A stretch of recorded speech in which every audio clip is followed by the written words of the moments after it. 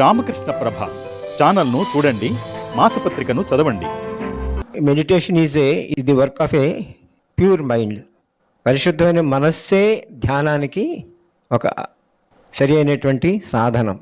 అంటే ధ్యానం కుదరాలి, జపం కుదరాలి, సాధన చేయాలంటే పరిశుద్ధమైన మనస్సును మనం ముందర కలిగి ఉండాలి. మన ప్రయత్నాలు, మన సాధనలన్నీ కూడా మనస్సును పరిశుభ్రంగా పెట్టుకోవడానికి మనం చేసేవి ఈ సాధనలు కావాలి.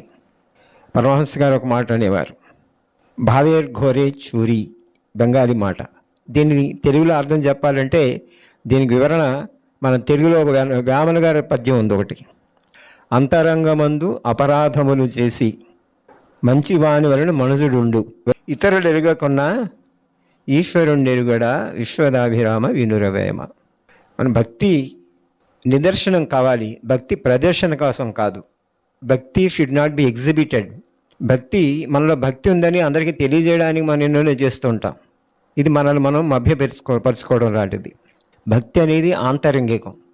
ఇంకొకరిని చూడాలి, ఇంకొకరు పొగడాలి, లేకపోతే ఇంకొక దృష్టిలో నేను గొప్ప భక్తుడిని అనిపించుకోవాలి అనేది మన భగవంతుని దగ్గరికి తీసుకువెళ్ళదు, మనల్ని మనం మోసం చేసుకుంటున్నట్టు అవుతుంది. కనుక అంతరంగమందు అపరాధములు చేసి మంచి వాని వలన మనుజుడు, దీన్నే గీతలో మిథ్యాచార అంటారు. మిథ్యాచారి, కపటము. అంటే ఆధ్యాత్మిక జీవితంలో భగవంతుడు అంటే సత్యస్వరూపుడైన భగవంతుని పొందడానికి మనం చేస్తున్న కృషి ఒక నాటకంగా, ఒక ఎగ్జిబిషన్గా, ఒక ప్రదర్శన కాకుండా మనకు నిదర్శనం కావాలి. It is not for exhibition. అటువంటి మనో నైర్మల్యము, దృఢమైనటువంటి విశ్వాసము, పట్టుదల, కృషి, సరళత్వము, సరళత అంటారు కదా, సరళత అంటే స్ట్రెయిట్ ఫార్వర్డ్. ఆలోచనలు, మాటలు, చేతలు ఒకే రకంగా ఉండేది సరళత. సరళ స్వభావం ఉన్న వాళ్ళకి భగవంతుడు చాలా సులువుగా లభిస్తాడు అని పరమహంస గారు అంటారు. జపతప సాధన చేస్తే మనస్సులో మాలిన్యం నశించిపోతుందని శారదేవి అంటారు. అంటే వీళ్ళు చెప్పిన మాటలు శాస్త్ర విరుద్ధం కాదు.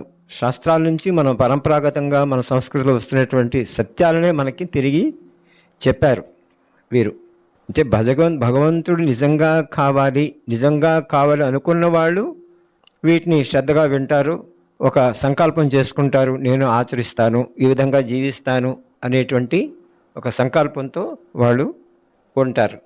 వాటి మీద మనకు ఉండేటువంటి తీవ్రమైనటువంటి ఆకాంక్ష, ప్రబలమైనటువంటి మోహము ఏదైతే ఉన్నదో అది చెడ్డది.